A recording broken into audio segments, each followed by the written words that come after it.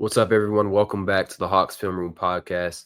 And the Hawks picked up what I believe might have been one of the best games of the year. 6 wins in a row. Hawks outlasted the Lakers in overtime, 134 to 132. So I had to go ahead bring on the man behind the Behind the Arc YouTube channel to talk about the game. How you doing today, bro? I'm doing good, man. I appreciate you having me on. I've been seeing your podcast episodes lately, and I'm like, man, I hope you get me on one. So now we're here. No, for sure. I was waiting for the Lakers. I know you're a fan. I don't know how you felt. I felt so anxious watching this game. Like it was just so much back and forth. There were 40 lead changes, which is ridiculous. Um, and I love when the numbers back up like the eye test, right? So there's a great site called Unpredictable. They do a lot of win probability stuff. Um, they gave this game a 13.6 excitement score, which is the highest this season. Essentially, it's the excitement score is how much the win probability fluctuated. And so when you look at the graph from last night's game, basically each team had a 50-50 win percent, 50-50 win percent probability for 95% of the game. So it was an absolutely incredible game. And honestly, I think there's a lot of great takeaways that we can talk about too, but I just think a lot of it honestly came down to some like really high level shot making from a lot of different guys, particularly LeBron and AD. But I do want to show you all this graph real quick, so you can see just how much the win percentage was fluctuating. Up here is Atlanta. So yeah, it was a crazy game, and as you can see, it was first in the excitement percentile. But I want to go ahead and start by highlighting some players on their respective teams. For me, I have to give my flowers to Trae Young. 30 and 20 is ridiculous. And for me, I think Trae has always had this sort of invulnerability as an offensive player. Like he has so much confidence that he could go 0 for 30 and he's still going to shoot that 31st shot. Like he has full confidence in it. And I thought he had a pretty rough offensive performance in the fourth quarter. He was 0 for 6. Layups weren't falling. We had a really poor end to the quarter when we had a chance to draw up a play. And then he absolutely shined in overtime. He scored or assisted on every possession we had besides Jalen free throws. And then, of course, at the game winner. So I think that resiliency from him was really important. I think he competed defensively. And his third quarter was phenomenal. He had 15, shot 5 of 8 from the field, and 3 assists. And, I mean, he finished at halftime with 10 assists already. So I think, yes, he's still looking for a shot. Yes, there are times where I felt like I didn't want him to take certain shots, but I have to applaud him for the resiliency and then also coming through when it mattered most because he had honestly, like after that fourth quarter, he didn't have a chance. He didn't have any other choice. Like he had to come through in overtime. He did seal the deal, got the Hawks a big W. But yeah, like what are your thoughts on Trae's performance last night? Just the playmaking, man, it continues to impress me. Even though we know that's one of his biggest strengths, the player, some of the passes and how he just reads the entire court just really impresses me. Because I'm thinking, oh, he's gonna make this pass here, but he was really hitting the skip pass in the opposite corner. I'm like, just how fast he processed the game. That's why it makes him one of the best playmakers in the league and one of the best offensive engines in the league. For sure. And then do you have a Laker who you would highlight? I mean, LeBron. I mean, I know kind of basic, but Right. I don't know if y'all, yeah, it was a couple nights ago against the Timberwolves. He was looking bad, man. He was looking like real bad. And then I was like, I made my couple wash jokes on Twitter. I hope people didn't hope I wasn't being serious because I wasn't. And he bounced back like I expected him to, putting up 40, taking over down the stretch, and I believe having 13 points in the fourth quarter. Like, yeah, he's just doing his thing, man. So I gotta go with LeBron because he needed that bounce back performance after having a stretch of very subpar to even like bad performances. Yeah, it's honestly ridiculous. Like I'm tired of it. Every time he comes to Atlanta, he suddenly like I don't know if he gets a blood transfusion. I don't know if he hates this city. I don't know what's going on. But like the last time he played in Atlanta, he put up 46 on his birthday, absolutely dominated us. I could not believe. Yeah, that Well, I game was can't. I can believe it because it's LeBron James. It's not like obviously not a bum, nothing like that. But the way that the shots he was hitting when he pulled up for a one leg 3-pointer, bro, I was like, come on, man. Like no, that shot was crazy. missed 20. He had just missed 20 in a row. Like that, it is unbelievable the type of performance he put together last night. Also had 2 steals and 3 blocks. Led his team in blocks, points. and in assists, unbelievable. I think he's also 4th in assists per game this year. And also, just to come back to that site, unpredictable, because LeBron had another great clutch performance. He's now leading the NBA in clutch win probability added. Again, absolutely ridiculous. The man is 40 years old and has still been the best player in the NBA in the clutch. It's honestly crazy. And I want to follow up with a Laker that impressed me. There's only 2 Lakers that impressed me. It was LeBron and AD, and we'll talk a little bit about everyone else later on. But Anthony Davis is unbelievable as like I think as his sort of mid-range game. I think especially when he started the season, like I felt really good about his mid-range and it looked smooth and it kind of tailed off a little bit. But I mean, he's just a dominant force. So many shots that were completely altered by his presence or the Hawks' perceived presence. I was watching on the Lakers broadcast because, we have blackout restrictions here and I don't have cable. So, I had to tap into a legal stream. But, a different avenue. Yeah. The Lakers broadcast was pointing out how many times like the Hawks would even pass the layup because they thought AD was in the vicinity. And he wasn't even close. So I think he has a lot of – he puts some hair into opponents for sure. But I think offensively he's at his peak right now. I really do believe that JJ Redick has maximized him. Now we'll talk a little bit about what that means for him defensively and overall, like the overall viability of playing a lot of Anthony Davis ball. But I was thoroughly impressed on both ends. And so what about you? What Hawks do you think stood out to you? Well, DeAndre Hunter. DeAndre Hunter. Because I ain't gonna lie, I was not a hater. There's way bigger DeAndre Hunter haters than me, but I was kind of down on him as a player. Injury prone, hasn't really gotten better that much, and even defensively has the physical tools, but really is not as good as a defender. His physical tools would indicate.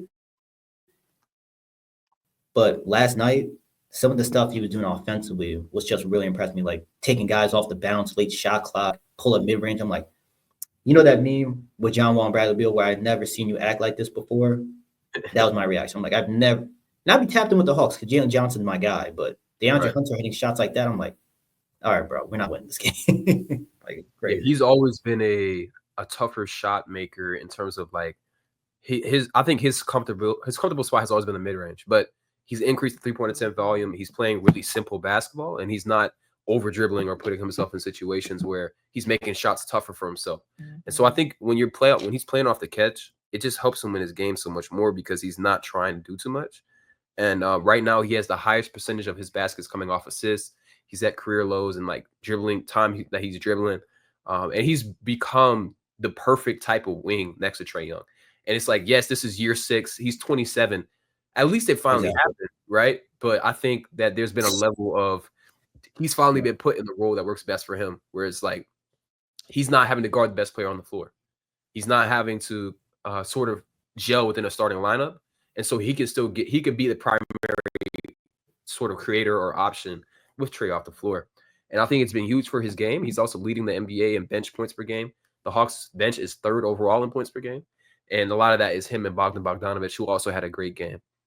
And so I want to start with a particular trend for this game that I was expecting to see from the Hawks and the Lakers. So coming into tonight's game or last night's game, the Lakers were 30th in transition defense. The Hawks were 3rd in transition frequency and a little bit above league average in like their points per possession in transition. And so my expectation was that the Hawks would be able to run the Lakers out the gym. And so I wanted to track manually at least how often the Hawks either beat the Lakers down the floor and then particularly beat AD down the floor, because I see a lot of Lakers fans talk about his transition defense. I got to a tally of 6 times AD got beat down the floor, and then about 8 to 10 times that the Hawks had numbers advantages in transition.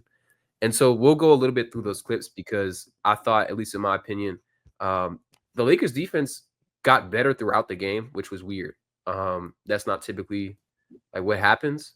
But throughout the game, I thought they actually got sharper. Some of that, I think, like Gabe Vincent deserves a lot of credit for. I wasn't expecting him to do much, particularly like offensively, but also on the defensive end, he got back pretty well. But yeah, let's definitely go ahead and get to these clips. All right, let's do it. What did you think about the defense? Like before we start looking at the clips, like what did you think about the transition defense in particular?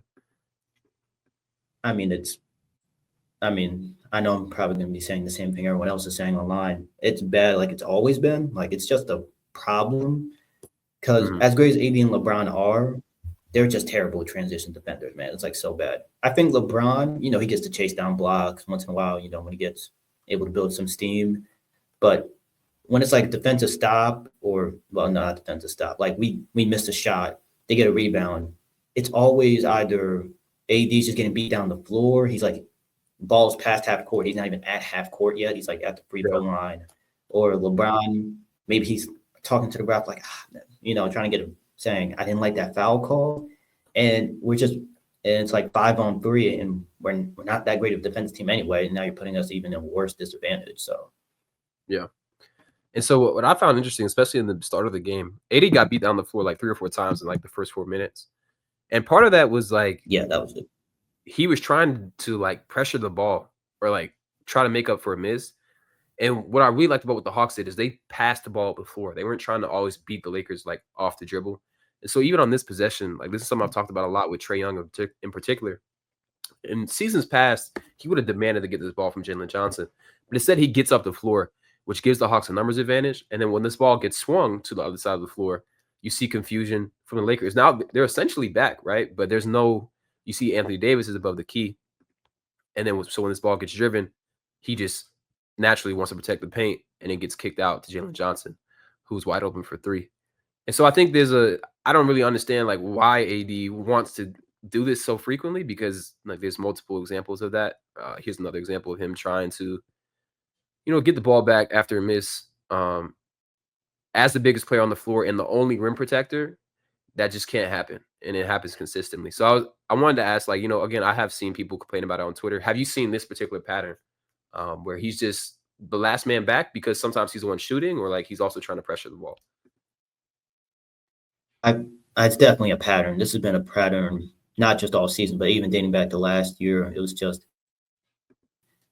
a pattern because Yeah. even like if you've seen in these clips, he's after the ball for me no reason, and other Mhm. times it's just let's say he misses, like a shot at the rim and the ball's already advanced, he's still like at the block where times he's just getting it down the court. There's already an advantage being created or an advantage being taken advantage of, and it's like it's been a pattern for like a couple years now. It's not just this season, and these Mhm. clips are just perfect examples. So what do you think this like the biggest, I guess, contributor to this is? Is it because he's constantly shooting around the rim? Do you think he's just sort of apathetic in general in getting back in transition? Like, do you think there's anything that can be done besides him just getting back quicker?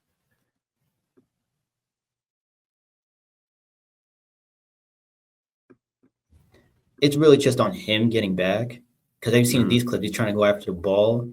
Like maybe it's like a personal thing, like I got to make up for the missing that shot that I feel like I should have made, or I got to make the play. When really Mhm. making the play is AD getting back because if you're not Yep. back and someone gets beat on a closeout, who is protecting the rim? Mhm. Brown can do it maybe on occasion, but he's not really doing that unless he can pick up a full head of steam and get those chase down blocks. And then we're playing with guards and wings that are not really that athletic, so I feel like Yep. more of him is just a personal thing, like trying to make up for a mistake, turning the ball over, missing a shot that he probably should have made. When in reality, making up for it would be getting back, so we cannot, Yeah. not give up easy layups. Or when you're back, like that Jalen Johnson clip made it at the top of the key. He's Mhm. back and he's trying to cover up for that mistake, but it would never happen if you were back initially. Right. And I think like a lot of his complaints about not winning defensive player of the year, this is why, because it's an exploitable weakness and it's something every team in the NBA knows about and they're ready to take advantage of it when they play the Lakers. And with again, like you mentioned, LeBron is getting older. They don't have a ton of athleticism on the floor. He cannot be the only man who's not back because he's the only source of rim protection on this team. And it's consistently letting his team down. I want to point out this clip as well for two reasons. First off, this is ridiculous defense from Dyson Daniels, right? So the Hawks essentially put two on the ball here, and they're tasking Dyson Daniels with stopping Anthony Davis as a roller, which is not a small task at all. He meets him at the catch, physical without fouling, forces a miss, and then the Hawks get out and run in the other direction.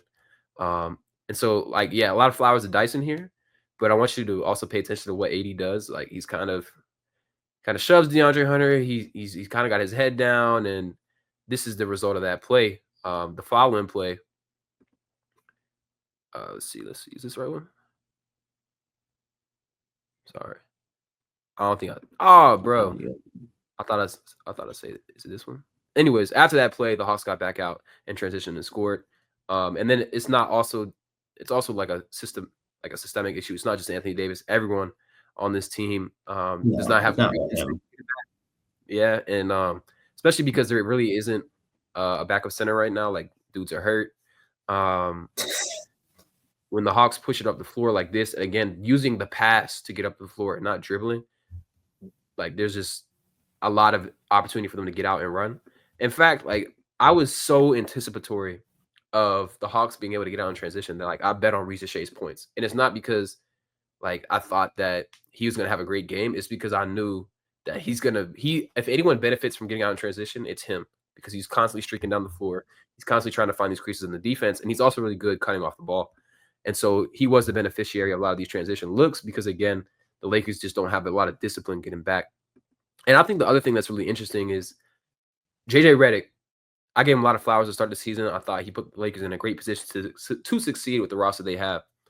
But these flaws that we're seeing from them, whether it's in transition, whether it's like all these other defensive flaws, they've been consistent even under Darvin Ham, right?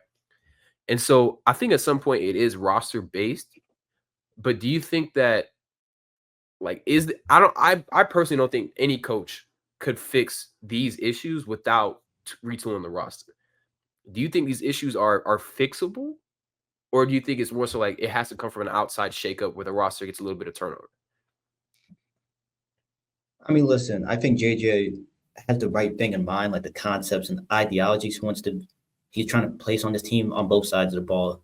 I agree with, like some I just agree with less than others, but just as I said earlier, with the lack of athletes, that's a roster issue. JJ can't, like, we've seen great coaches, make up for lack of athleticism, but you can only do so much, especially with a team that's trying to contend in a loaded Western Conference that has guards with a lot of athleticism, whether that's high-flying guys like a John Morant or speed like a De'Aaron Fox, who always kills us. It's just we have the lack of athletes. You can only do so much. Like it's just so basically I'm saying it has to come from the outside. JJ's trying, and I think he's trying. I think something maybe we'll touch on it later. There's a big thing defensively, which I think has to be cut down to a big portion.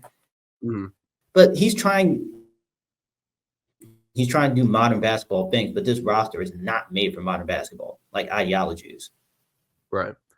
Yeah, I think that's definitely great points. And also just to give the Lakers their flowers defensively, because I'm pointing out these clips where they got beat in the beginning of the game. The Lakers actually held the Hawks to their fourth worst transition performance this season. Okay. They were not adding points in transition on a typical amount. The Lakers also outscored them in fast break points as a result of their transition defense. The interesting thing is the Hawks had lost the last 3 games. The 3 games that like they performed that badly in transition, they lost by double digits. And then they also had like a poor transition performance against Boston in that game they got blown out against. And so we'll talk a little bit about how like the Hawks were able to make up that gap. But I want to show a particular clip for like Gabe Vincent, because I thought Gabe Vincent in particular was really good getting back. And I was not particularly like expecting that. Here he is. The Hawks get out off of a steal. Dyson's harassing LeBron, and then he takes it away. And it doesn't look like they have the full clip here. But basically, the Hawks get out on a 3-on-1, and Gabe Vincent gets the stop, or 3-on-2, and Gabe Vincent gets the stop. He also took a charge against Jalen Johnson as well. And I thought, in general, the Lakers guards were competing, and it helped limit the Hawks in transition. Where, again, because we haven't necessarily had consistent half-court creation, whether it's Trae Young shooting struggles or like having a lot of young guys, there hasn't been a lot of like consistent half-court stuff. So the Hawks do rely on getting out in transition, right? And so for the Lakers to be able to stop this, I I thought was a good encouraging point for y'all, but I'm not. But at the same time, like the Hawks offense, yes, they get out on a high frequency, but they don't also convert at a high rate. And I have a great example of that because like I actually got really frustrated when Jalen did this. But he basically like had really bad tunnel vision. And here's another offensive foul, but he had like really bad tunnel vision on one play. I think you guys took like 4 or 5 charges. It felt like a lot. You think 4 or 5 is about like the right amount?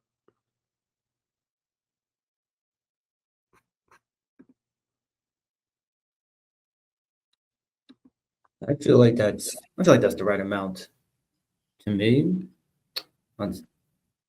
And what was that? I'm not saying I'm maybe your mic cut out, but I was saying was it was the right amount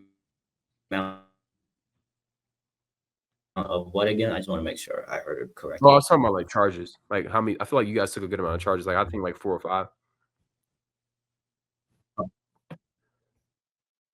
Oh yeah, I think that's a good amount. Yeah, I think when you know, like especially with certain players, some players are like once they get speed downhill, it's just tunnel vision go. They're not really looking to pass. I feel like that's the right amount because Yeah. those could be big momentum swings as well. Like you get a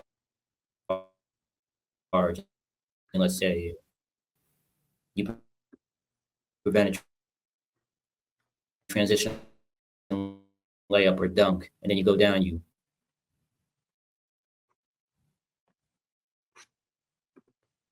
Yeah.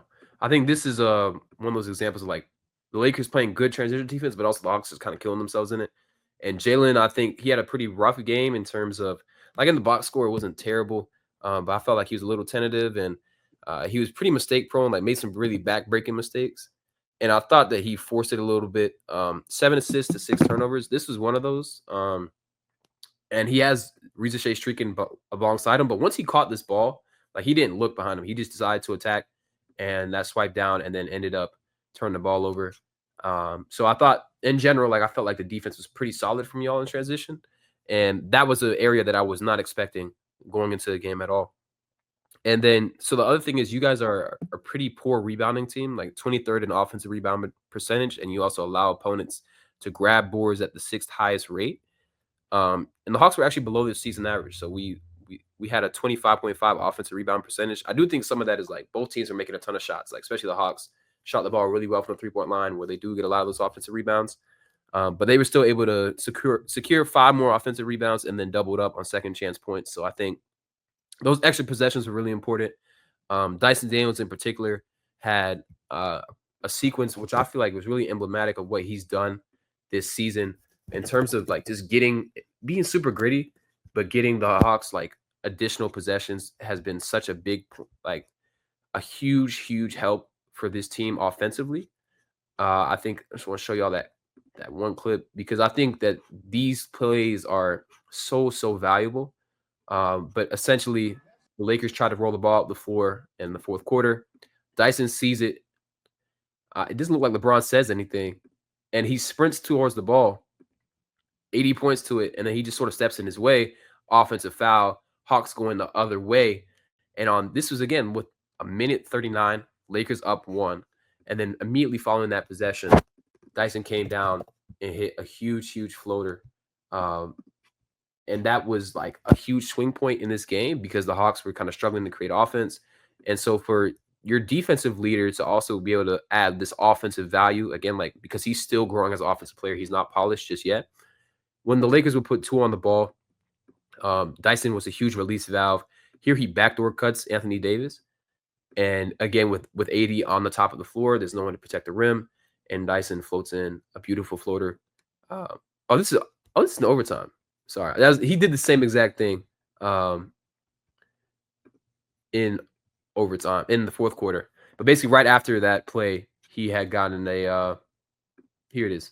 Right after that play, he was able to get to his floater again, attacking Max Christie, floating it over the top of him, and then giving the Hawks the lead with a minute 30 to go. So I thought great game from Dyson Daniels, and just in general, the Hawks were able to get those extra offensive possessions, which was really the deciding factor for this team.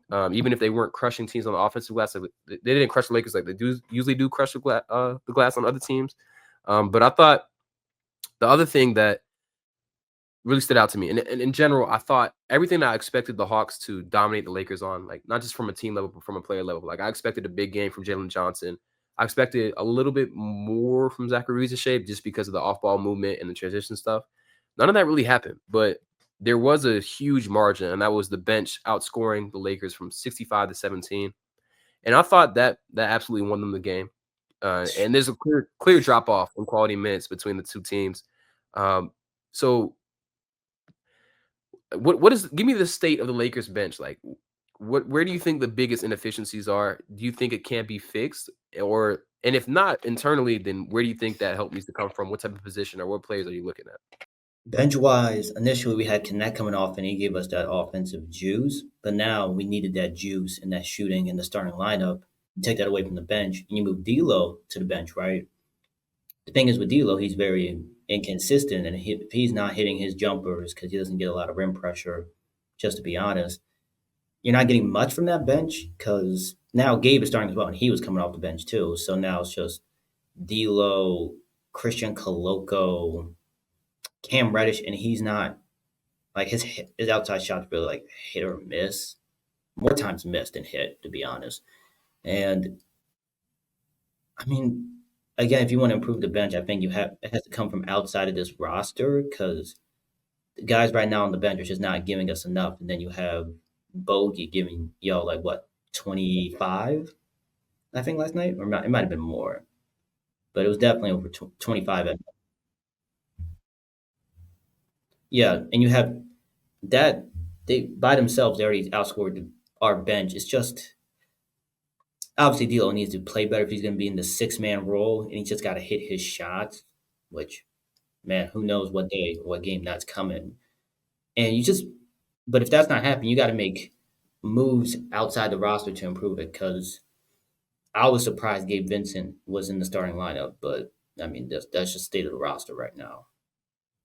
Yeah, it's tough, and we'll talk about it a little bit when we talk about the Lakers in particular. But a lot of these guys on these teams, like they bring you defense and very little offensively, or they bring you offense and they bring you nothing defensively. And you can't have those one-sided players when you have franchise players like LeBron and AD, whose efforts can wane defensively, and then also you don't want to put that much defensive pressure on LeBron anyway.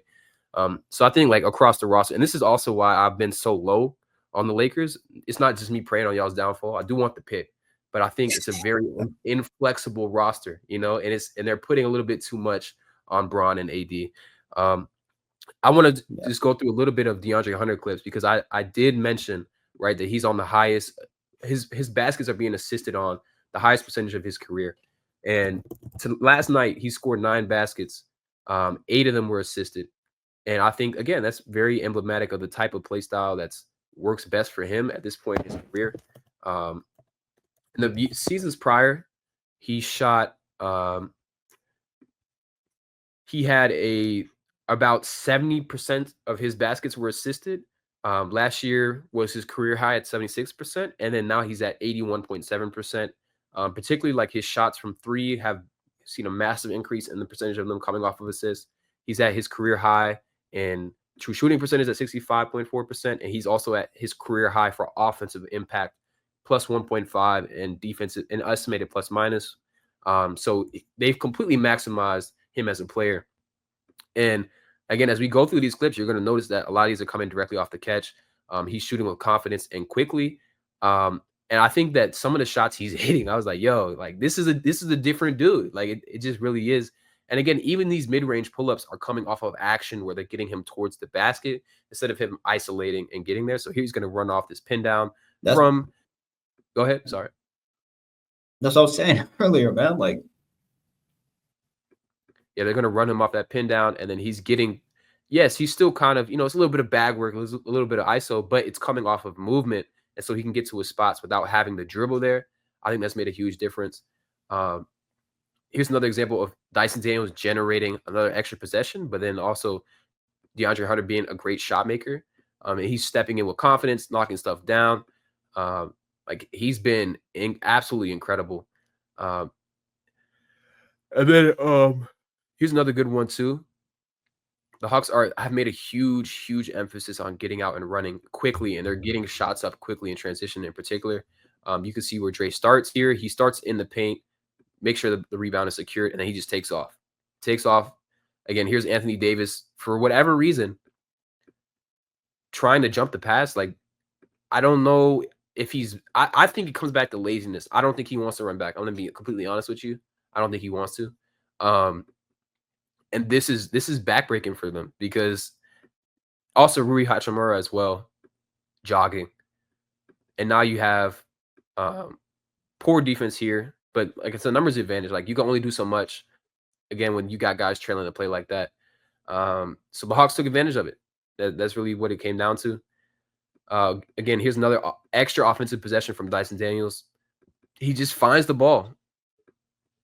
He's able to get it back to DeAndre Hunter. So now I think, and here's the other thing, like I've talked about this a little bit on Twitter. I really want to come up with a way to like gauge the amount of possessions added, because I think between the steals, the offensive rebounds, Dyson creates so much opportunity for this Hawks team without necessarily even being a positive offensive player himself. Here he is going to dribble handoff with DeAndre Hunter. Trae attacks Christie, gets between the legs, and then gets to his spot. Again, probably one of those tough shots you were talking about. But in the past, it would be him catching it in the corner and then doing it by himself. You know what I mean? So it's like this is a different look for him. But he's 6'8". He's a solid frame. Like, he can get and rise over to his shot, like against most defenders. You know, even if Max Christie is a solid guy. But I think the Hawks have done a great job of simplifying it for him. Here, I really like what Trae was doing in the fourth quarter. Like, he's using these slow steps and decel to throw guys off the rhythm. Misses this layup. It gets tipped. Again, where it falls into Dyson Daniels' hands. He immediately assesses where the ball needs to go.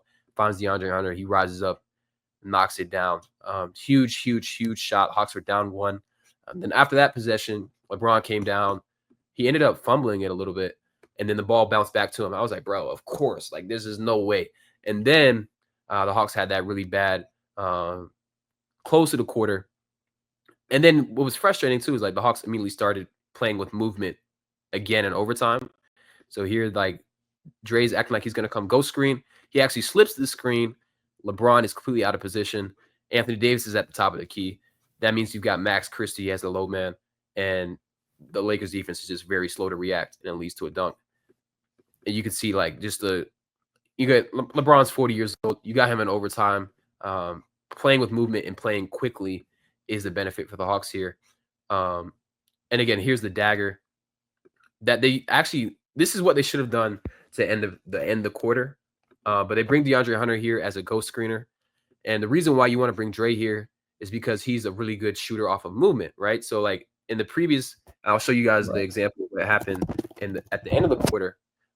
So the Hawks basically were completely stagnant, right? And this I saw this and I was like, bro, don't do this again, because this has been the third or fourth time this season that they had an end of quarter situation, like in a clutch, and they did something like this. So at first they acted like they're bringing Jalen Johnson in as a ghost screener, but he doesn't even make any contact, so there's no need for Max to have to get off of Trae. And also, Jalen Johnson as a ghost screener is not as dangerous as Bogdan Bogdanovic or DeAndre Hunter, because he's not as good of a movement shooter, right? So if we compare that to what happens with Hunter, right, when they bring him as that screener, now Anthony Davis and Gabe Vincent have to respect him as that, because he is a threat as a movement screener. And then when he makes a little bit of contact, there's some confusion. There's a rush towards him because, again, he's been a great shooter this whole game. And then he's able to make the right play, get it back to Trae. Trae sets his feet, rises, and knocks down a game winner. And I think that's emblematic of not just how DeAndre Hunter had been performing, but how the Lakers defense had been against pick and roll. You guys are putting 2 on the ball a lot, especially with Anthony Davis. I didn't see the rationale in that. I thought, especially with the lack of weak side rim protection you have, and the way that Trae's been shooting the ball, I'm not saying to let him shoot, but I'm just more so saying putting 2 on the ball is a death sentence against Trae Young, especially with the way that guys are performing when they have that sort of runway, right? So, like, for example, here's another example where the Lakers put 2 on the ball. Dyson's really comfortable in this short game. And so when they open up this paint for him, both him and DeAndre Hunter have been doing a really good job of getting to that spot. And so it's tough it's tough. Like you have to pick and choose your poison defensively, but I didn't necessarily agree with the Hawks putting 2 on the ball. I mean, with the Lakers putting 2 on the ball against Trae Young. What do you think about that strategy? And if they weren't going to do that, what do you think they should have done instead? I mean, I get the idea of putting 2 on the ball and try and make the guy, whoever the screening is, make a decision in the short roll because they're obviously a worse playmaker than him. So I don't mind the strategy. I think sometimes it even works because you're making role players, I mean, besides Jalen Johnson, but role players that are not as offensively gifted as those two have to make decisions. So I didn't mind it, but it's just there's not a lot of coverages really to stop Trae Young, to be honest. So it's like really pick your poison. Yeah, and like you said, I think it's tough for the Lakers in particular. Like with the lack of athletes, weak side rim protection, there's not much they can do when they do put 2 on the ball. Like here, the ball goes over the top to Clint Capella, and it's just a free 2 points, and that's because the Lakers are trying to keep the ball out of Trae's hands. I think it's direct reason why he had 20 assists. Like they're just giving him too many angles for him to actually exploit. And then again, sometimes it's just he makes a crazy pass. Like I thought this was a ridiculous pass from him. Here it is in transition off the rebound. So Trae gets it. Again, you see the defensive attention that he commands. All 4 guys are staring at the ball. Anthony Davis is flying at him. So is Max Christie. He pump fakes it, but it's actually a lob. That was that was crazy. Like I was like, this is a crazy pass. You can even see AD and Max Christie try and close out. D'Lo is oblivious, doesn't have a body on anyone. He's just standing there, and then goes over the top. So like I think like discipline wise, like I understand the coverage. I just don't think you can really you can only do so much. Like it's tough. It's really tough.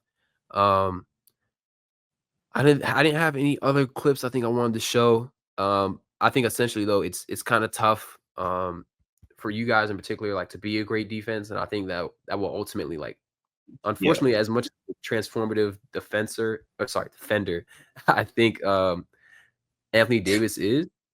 It's sort of this like the team. I don't think the team has necessarily been good enough, like as a team defense, and like unfortunately, I feel like they're overextending him. I also felt like you guys just kind of like the scheme was to put 2 guys on the ball regardless. Like you can see here, like there's 2 on the ball against Dyson.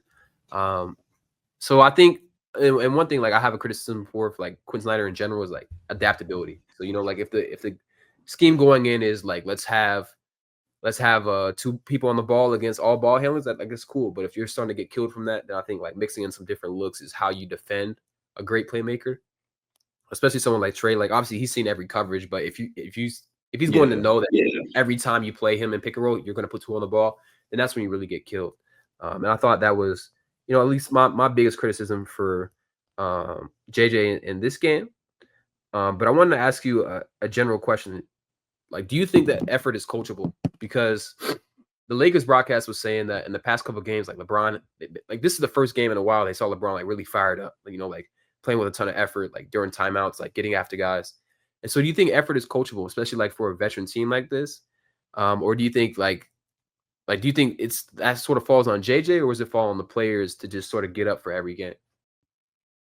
When it comes to like effort, I mean, maybe some of it falls on JJ, but I really can't put too much on him because at the end of the day, the players got to give the effort. Like, and that whether that comes from whether you're making or missing shots, you got to give effort defensively. Like, especially it's so apparent in transition as well and off ball as well, as you showed in that clip where AD and Max Christie go to close out on Trae and D'Lo is just completely oblivious, like not aware that maybe there's someone behind me cutting for the lob. Like it's just effort like that. I'm not saying D'Lo would have took him away. Obviously, I'm not saying that, but it's just some of the effort is bad, like off ball, like some like the screen navigation, like that, like just getting stuck on the first screen, not fighting through it. It's effort, and JJ can only do so much. Like this roster, I know I'm probably beating a dead horse and just keep saying the same things or bringing it up. It's just this roster is so defensively challenged. I don't know what maybe NBA fans or really Laker fans expect him to do. My hope was to be like a below average defense, like at best, and we're one of the worst in the league, and that's just due to the personnel. 80 can only cover so much, and I think 80 is great defensively, but like it's like you got 5 holes, and you're asking one guy to cover it all at once simultaneously. It's just too much. Yeah, when we talk about that off-ball stuff or like the spaciness, the screen navigation, just watch Rui Hachimura here. Here comes Dyson, slips the screen. Who is he defending? Yeah, I don't know. Like, and he's supposed to be one of your more solid defenders, and he's just sort of aimlessly slipping into space. He doesn't have his hands up. He's not in the passing lanes. His head is turned when the ball is passed, and this results again in a layup. And it's only so much Anthony Davis can do because of that floater. So I definitely agree with a lot of that defensive stuff. I don't think it's all on JJ, but unfortunately, I think coaches in general are a scapegoat. Quinn Snyder was getting a lot of slander at the start of the season. And I think that it's really interesting because like the Hawks will draw up some really nice concepts. So here you got pin downs on both sides of the floor, right? One for Jalen, one for Trae Young. And as Trae comes around, again, another screen from Clint Capella. The actual action here is right here. Jalen's looking at Dyson Daniels, but you've got two of the worst off-ball defenders in the NBA right here. LeBron loves to take possessions off, and then Dalton Connect is still figuring out, like as a rookie, but he's kind of spacey as well. Yeah. And so Reza Shea knows this, and this is an easy back cut. Beautiful pass from Jalen, but LeBron and Dalton are not playing. They didn't play good defense, so it's like it's open. And I thought like that was a really nice offensive possession from the Hawks. And then I want to talk about another thing. Like obviously Trae gets a lot of flack for some of the shot selection, right? But I want you to watch how defenses react, especially Anthony Davis. So here they set the screen to sort of generate a mismatch. So you got one mismatch from Anthony Davis on Trae Young, mismatch. And then you got another mismatch with Clint Capella and Gabe Vincent. And so Jalen wants to get the ball to Clint Capella here, right? That's the obvious advantage. But with the way that he's fronting him, it's not there. So Trae acts like he's going to step into this logo 3. And watch the amount of commitment from Anthony Davis here, right? And that's because, again, Trae is a great shooter from that deep. And then that opens up the window to get it to Clint Capella.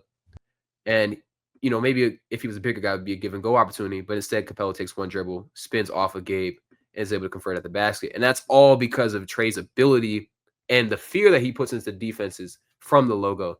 And then again, like you want to pull Anthony Davis as far away from the rim as much as you can, especially with this iteration of the Lakers team. So yeah, I get, obviously I get a lot of comments on like Twitter or TikTok about like Trae's shot selection. Absolutely. Like it can be crazy at times. He took some ill-advised threes even in this game, but it always pays dividends because of the spacing he provides and the amount of force that he puts on the defense. So just wanted to highlight that real quick before I ask you this follow-up question. I've seen a lot more Hawks respect on the timeline, right? And I'm seeing people who aren't Hawks fans saying that they're really liking the way that Trae's playing, even though his shooting isn't there. So I wanted to ask you, like, as a non-biased observer, what are your thoughts on Trae's season so far?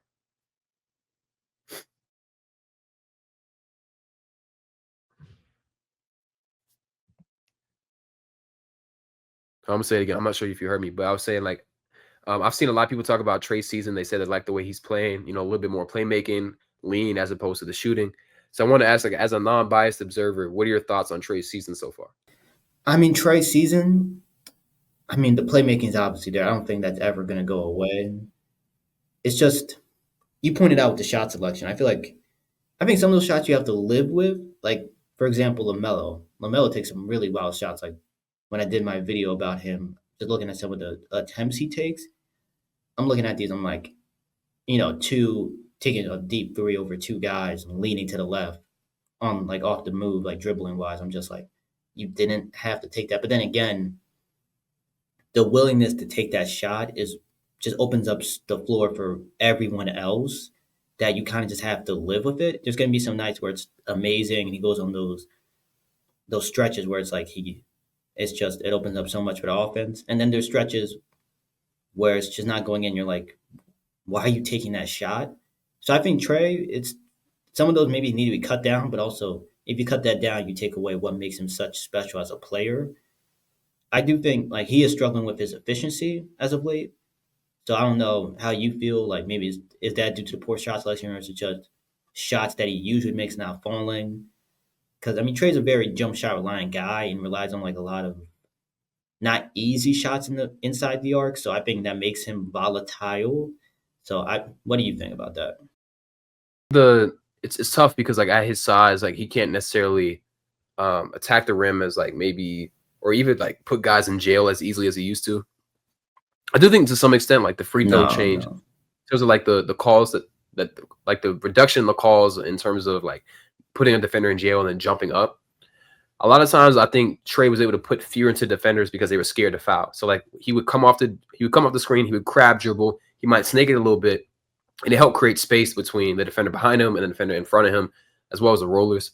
I think it's been tougher for him because those calls like have been completely disincentivized, like especially starting from last year, and so we have seen a dip in his Yeah. floater.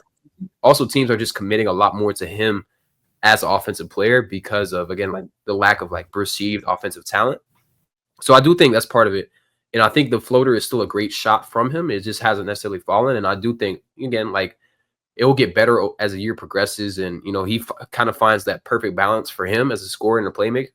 But I think him leaning into being more of a playmaker is actually a great thing, especially because in an ideal scenario, he's not your number one option just because, like you said, his scoring is volatile. Like as a jump shot scorer, and then again, like as an inconsistent finisher at the rim, like he's always been below league average his entire career.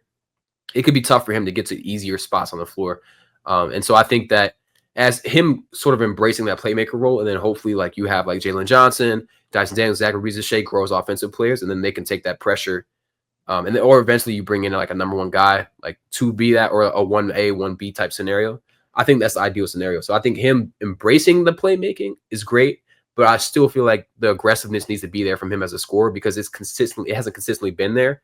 And there's been times where it has hurt the Hawks a little bit, where the offense gets a little bogged up or defenses are playing Trae as a passer, which is kind of crazy. Like, obviously, like you want to be aware of him as a passer, but a lot of times I've seen defenses like completely peel off of him to go and like try and defend the pass. So I still think he needs to find the balance. But I think it's funny because like I'll see a lot of people talk about how happy they are seeing him play that way. And I think a lot of Hawks fans are a lot more critical than like the general sort of like non-biased observer because we've seen him balance playmaking and scoring a little bit better. And I think he can still get there, like efficiency wise, I think he could get there as well. But I do think the shot selection in terms of like they sort of taken out like the mid range, he's taking a lot more threes. I don't think he'll ever be a positive rim finisher, but he will be better like in between, at least in my opinion. So I want to ask you one final Lakers question. Considering I also like talked about this in the Bucks episode, the Lakers are in a tough position because it's not just about the draft capital, but you guys need a jolt of athleticism and energy, and that comes from young guys, and young guys aren't necessarily ready to contribute to a contender. So what direction do you want this Lakers team to go in? Do you think they should go in and like continue to try and maximize this core of LeBron and AD? Do you think there's a move to be made that can help like improve them this particular season, or do you want them to build more sustainably like in a post LeBron timeline? To be honest, the direction I think they should go in, considering the state of the roster and what they did this past offseason, I feel like they want to still contend. When you have LeBron and AD, you still want to contend. So if that's the case, you need to make the proper moves and improve this roster. Because you brought LeBron back on that extension. His contract was up. You brought him back because you obviously want to contend, and you believe you still can contend, which I mean, that's I've seen conversations on like certain creators like had the championship window closed. It's definitely feeling like it's closed because unless moves are made, this roster is just not simply good enough to compete in this loaded Western Conference.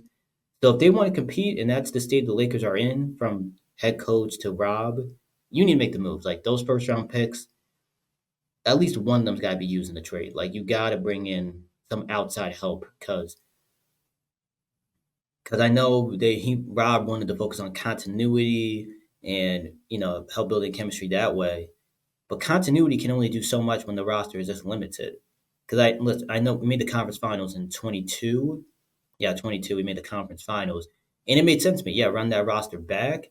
But even then, you ran the roster back, but you lost pieces. You lost Schroeder left in free agency. Lonnie Walker, who had that big game, and this roster.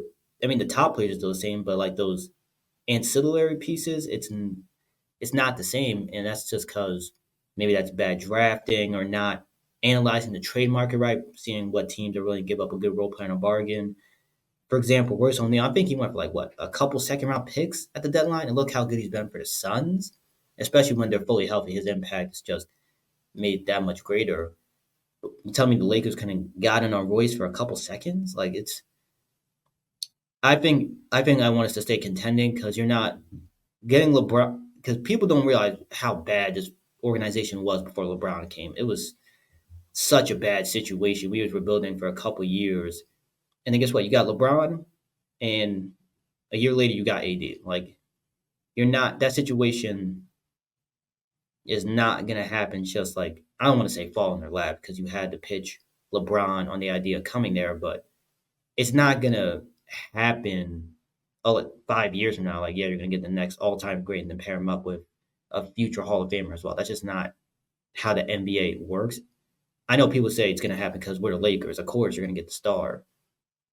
Yeah, I was those years after Kobe retired and was just like rebuilding. Even the latter years of Kobe when it was just rebuilding. I didn't feel a lot of hope. And then LeBron came. I was like, okay, maybe we got something. You get AD, or like, okay, we got a window. If you got to maximize that window, and if, in order to maximize that window, you have to make the proper moves. So Rob has to make a trade because I didn't what the December 15th was when players can get traded, like officially. He, he's got to start making calls, and a trade's got to be made this deadline because it's clear what this roster lacks. It's just is if Rob really wants to contend and have the Lakers have the best chance to compete in this loaded Western Conference, he has to be willing to mortgage some of that future. Yeah, for sure. I appreciate the answer, bro. It feels like there's a lot of things that Lakers have to figure out. Again, unfortunately, I am praying on the downfall. I need a lottery pick from y'all. So at least in my opinion, I hope All that right, Rob. y'all do have our pick. Yeah. So in my ideal world, you guys don't make a move. LeBron gets a nice little sunset tour. You finish 11th and 12th. Yeah, and that's no disrespect to y'all. I think y'all had a great run as a contender, but it's time to, slide that pick all on over to Atlanta. But yeah, man, I appreciate you so much for taking the time to hop on the pod. Definitely very insightful. And we'll see you guys. I can't remember when we play you guys again. I think it's in like the next 3 weeks. We play you in LA. So if you're available, we'll definitely have you back on. And to everyone watching the show, I hope you enjoyed. Oh, yeah. And I'll catch up with y'all after the Nuggets game. Y'all be safe.